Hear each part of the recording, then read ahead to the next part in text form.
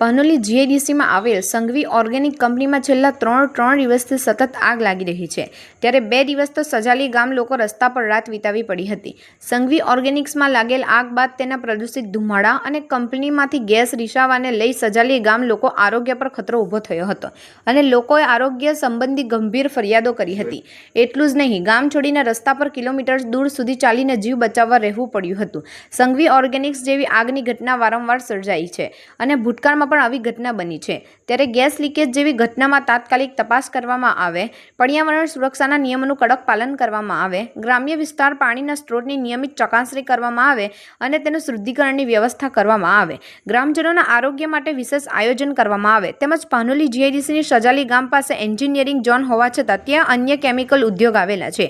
ત્યારે પાનોલી જીઆઈડીસીમાં ઝોન પ્રમાણે ઉદ્યોગો કેમ સ્થાપાયા નથી તેમજ સંચાલી ગામ આજુબાજુ જે ઉદ્યોગો છે તે ઝોનમાં શિફ્ટ કરવાની માંગ સાથે અંકલેશ્વર મામલતદાર કરણસિંહ રાજપૂત તેમજ જીઆઈડીસી અધિકારીએ સુપરત કર્યું હતું।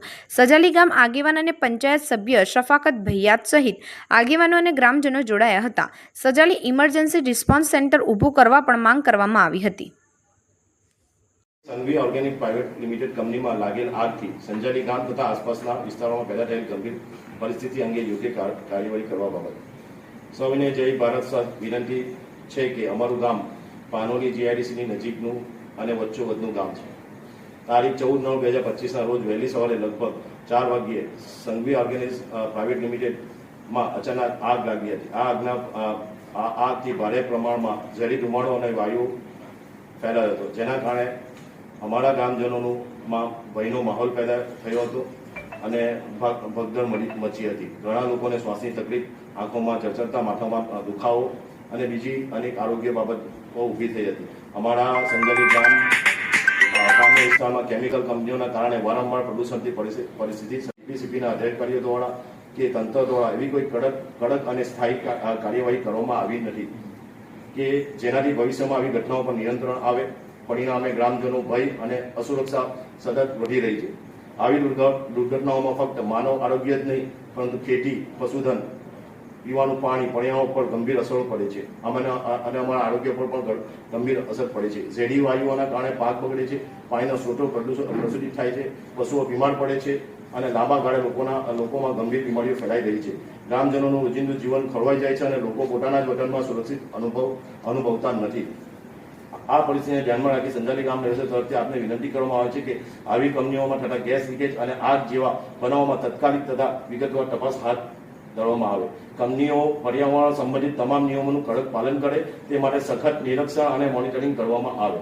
ગ્રામ્ય વિસ્તારોમાં પીવાના પાણીના સ્ત્રોતો નિયમિત ચકાસણી તથા શુદ્ધિકરણની વ્યવસ્થા કરવામાં આવે।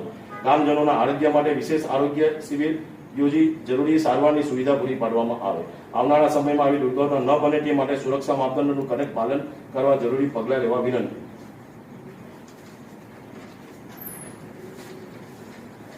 બીજો એક ગંભીર મુદ્દો સાહેબ, વધુમાં સંજાલી ગામના મોટા ભાગની જમીન જીઆઈડીસીએ સંપાદિત કરેલ છે। આ જમીન પર પાનોલી જીઆઈડીસીએ બનાવવામાં આવી છે। ઉપરોક્ત જમીનમાં જે તે સમયે અલગ અલગ ઝોનની રચના કરવામાં આવી હતી।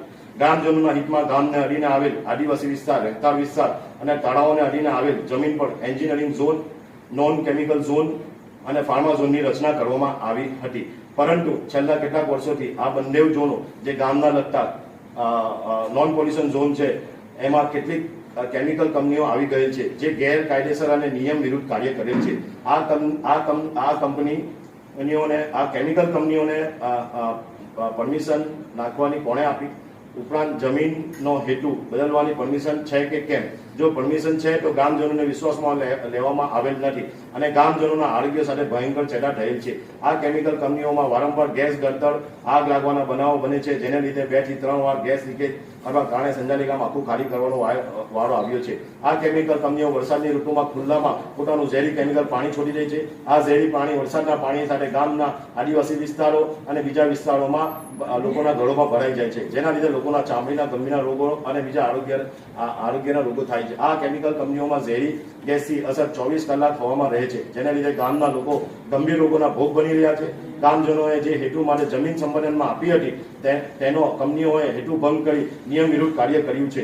તો ગ્રામજનોની અને અમારી એવી માંગણી છે કે આ બંને ઝોનમાં ઊભી કરેલ કેમિકલ કંપનીઓ એટલે સાહેબ જે નોન પોલ્યુશન ઝોનમાં જે કેમિકલ કંપનીઓ ઊભી કરી છે એની પરમિશન રદ કરી તાત્કાલિક ધોરણે બંધ કરવામાં આવે અને પછી આ બંને ઝોનમાં કેમિકલ કંપનીઓ ઊભી કરવાની પરમિશન નહીં આપવામાં આવે. જો આમ કરવામાં વિલંબ થશે તો ગ્રામજનો અને અમે અમારા ગાંધી ચિંધ્યા માર્ગે આંદોલન કરવાની પડશે. જે ધ્યાનમાં આપ શ્રી વિનંતી છે કે ઉપરોક્ત મુદ્દાઓ તાત્કાલિક ગંભીરતાથી લઈ યોગ્ય પગલાં કરવામાં આવે એવી અમારા ગ્રામજનો આરોગ્ય અને પર્યાવરણ સુરક્ષા